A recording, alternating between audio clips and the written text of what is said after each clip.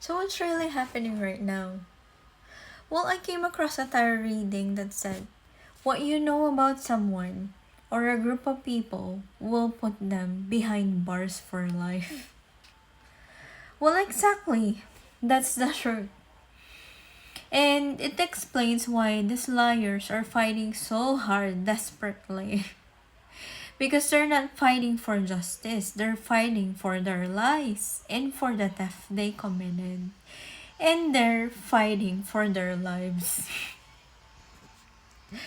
This is a textbook example of how narcissists operate. They twist the story, destroy the real victim, then step into the role of the victim themselves, all to cover up their crimes.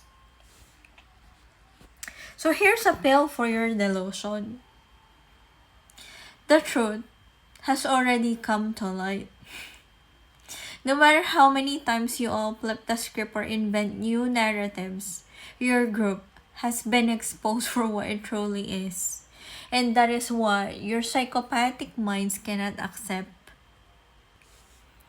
Every new attempt to manipulate only deepens your downfall. And truth doesn't die. It finds its way through every crack, every lie, every disguise. You can try to bury it, but it's already alive and moving. So let's take a closer look at the narratives that have been spread about the Queen of Wands.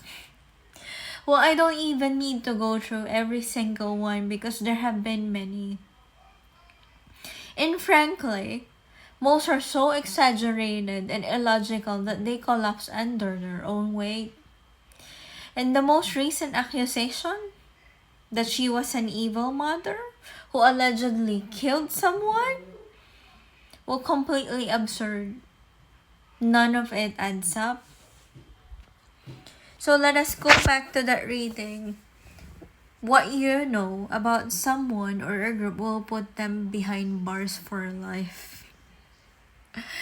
Well, the reader said something striking in her reading, saying that you know something, but someone is still testing you. And whatever you share carries weight, especially if you have evidence against the group.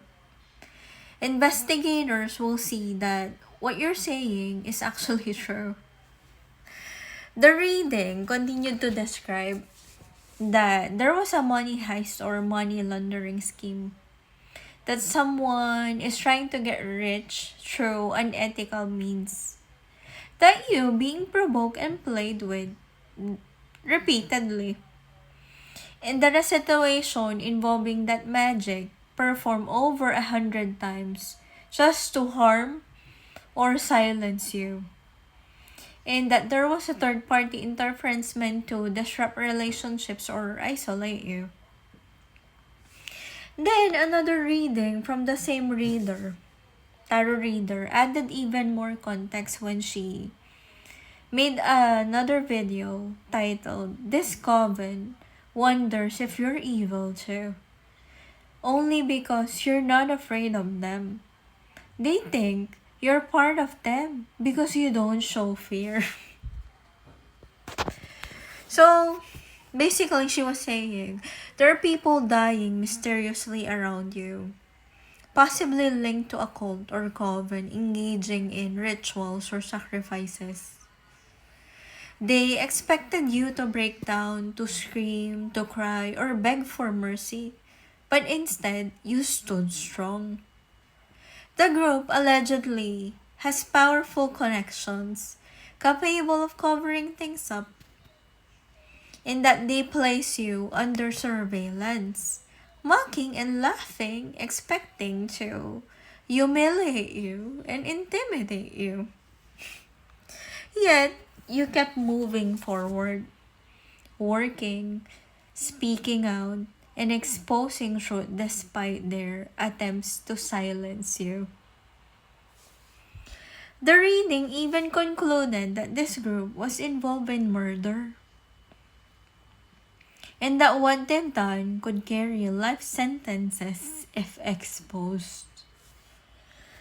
So what if this entire narrative is a confession of the truth of this coven. Like everything else, the evil that they talk about is what they do.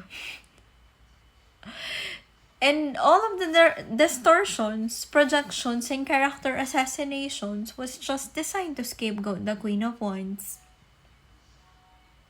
So, when the reader said that what you know could put people behind bars for life, perhaps it wasn't a metaphor at all.